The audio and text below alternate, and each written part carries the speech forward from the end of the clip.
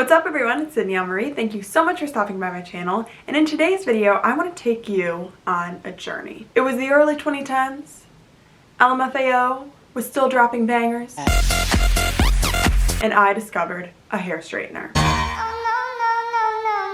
Since the discovery of a straightener, I've straightened my hair nearly every day. I've used excessive heat on my hair. I've colored my hair various different colors. I've bleached it, and I've generally just put my curls through the ringer. Because of all of the products and chemicals I was adding to my hair essentially lost its entire curl pattern. Now, at the end of the day, no regrets. I did what I did. I wanted to do it at the time. I had fun dyeing my hair various colors and straightening it, so no regrets. But I have since really learned to repair my natural curl pattern, and I think it looks so much better than it ever has. So this video is going to show you tips on how to repair your damaged curls, and it's also going to show my current wash and go routine. A quick disclaimer, obviously my hair isn't perfect now, and I'm not a hairstylist. I'm definitely due to cut my split ends, and there's much improvements that could be made on my hair. However, I am so pleased with just how full and healthy my curl pattern is compared to how it was just in December of 2020. So with that being said, let's get into the video.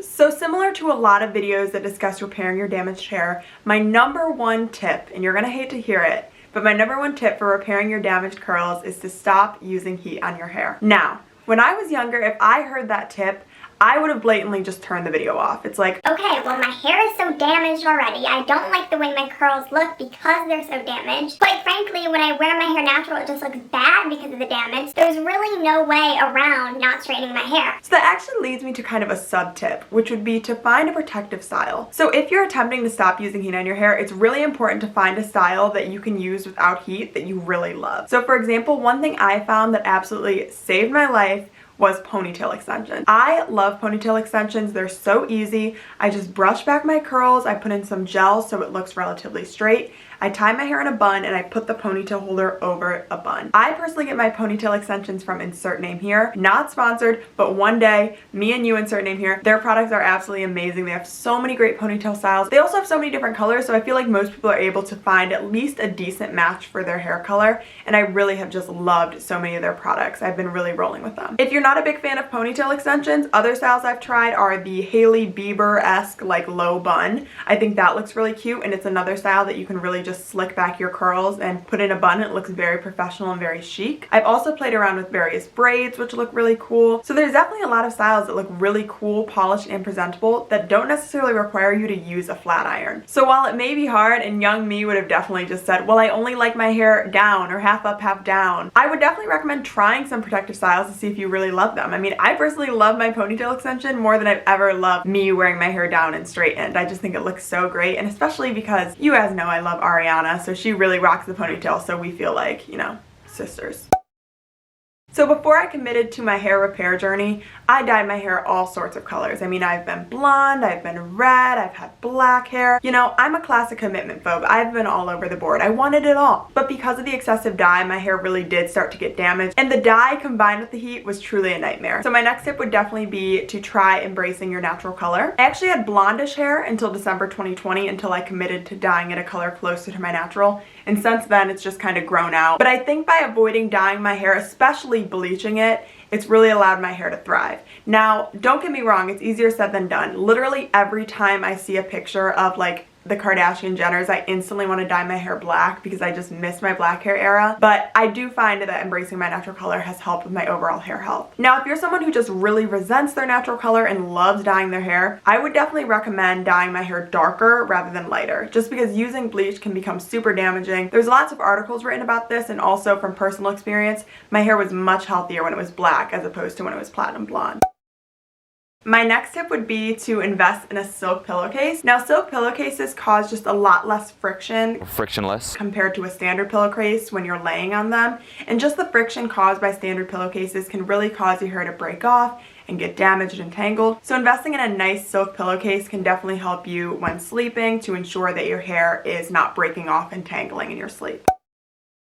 While we're on the subject of sleeping, another trick I've sometimes used is braiding my hair at night. I usually do just like one French braid down the back. It also prevents tangling as opposed to sleeping with your hair down. In the past, before I started my hair journey, I would like take a shower and my hair would be sopping wet and I'd just go to bed. And looking back, it was just so bad for my hair and I'd wake up with it so tangled and I just couldn't even wear it natural even if I really wanted to at that point. But by braiding your hair and using a silk pillowcase, it'll definitely protect it from all of the natural tangling that happens when you're sleeping. Now, one point about braiding your hair at night, I have noticed that when I braid my hair, it kind of disrupts like the natural curl pattern that I have when I get out of the shower. I mean, obviously people with straight hair braid their hair to curl it, so naturally your curl pattern is going to be a little disrupted by a braid. So if you're planning on wearing your hair like natural and out the next day, I might not recommend the braid method. However, if I know it's going to be a day that I'm planning on wearing a ponytail extension or bun, I'll just use some moisture and braid my hair before I go to bed. Now, just for some last tips at the end, I don't know if these tips personally have helped my hair grow because I've been using these long before my hair started thriving, but I have heard that these things that I do help your hair grow. For example, I always take hair, skin, and nailed gummies like with my vitamins in the morning. They allegedly make your hair grow. I've been using them a while and there's been times that my hair really hasn't grown, but I do use them, just putting that out there. I also drink a lot of water and I eat a really healthy diet filled with protein and vegetables, and I don't eat a lot of sugar. I have read that all of these things contribute to hair health. However, I will say I've been doing them for a while and my hair just recently started thriving. So I don't know if they've ever worked or not. Maybe my hair would have been worse off if I didn't have these habits already. But those just are some other things I do that may contribute to the health of my hair. Next, I want to move on to my current shower routine with my hair. Now, two products that have definitely saved my life are Olaplex number 4 and 5, which are the shampoo and conditioner. Honestly, other than seizing adding bleach and heat to my hair, I will say that I think Olaplex is like the number 3 thing that has helped my hair improve so much. Truly, the difference between my hair before starting Olaplex and after starting Olaplex is just so night and day. I really credit it to saving my hair, and I 100% believe the hype. With the shampoo, I just leave it on for a normal amount of time that you would leave shampoo. I have heard of some people on TikTok leaving it on like a lot longer. I've personally never tried it, but hey, maybe it's something I'll try in the future. As for the conditioner, I leave it on for 3 minutes, just like it says on the bottle, and then I rinse it out with relatively cold water. I'm also someone who kind of likes to alternate between shampoos and conditioners. I started doing this because I wasn't 100% sure how my hair would react to Olaplex. At this point, I probably could use it for every wash, but I still rotate sometimes and use some Shea Moisture products. I've heard different reviews on Shea Moisture products. Some people love them and they really work for their hair. Other people don't really love them so much. They've always worked for me. They've been the best products other than Olaplex, and I feel like I've tried a good amount, but I use some Shea Moisture products on days that I'm not using Olaplex. Now, moving on to my current wash and go routine, I really love it. It's actually inspired by a video I saw of Zendaya's like curl routine. You know, what can I say? Zendaya and I are both 5'10", we're both biracial, we both love Tom Holland, and we both have a similar curl routine. So after completing my routine in the shower with either my Olaplex or Shea Moisture products, I brush my hair with a wet brush. Obviously, this is such a curly hair thing. I know with straight hair, I've heard that some people really don't like brushing their hair when it's wet.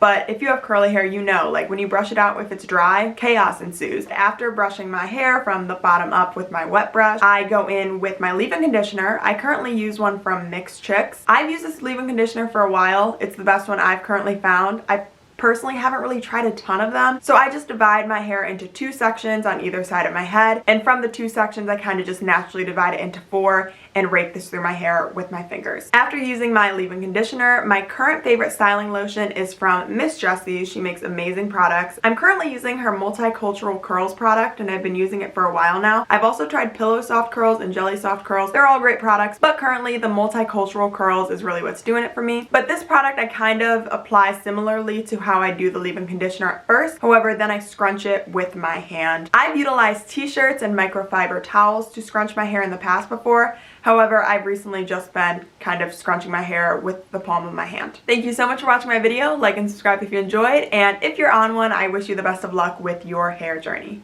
Bye.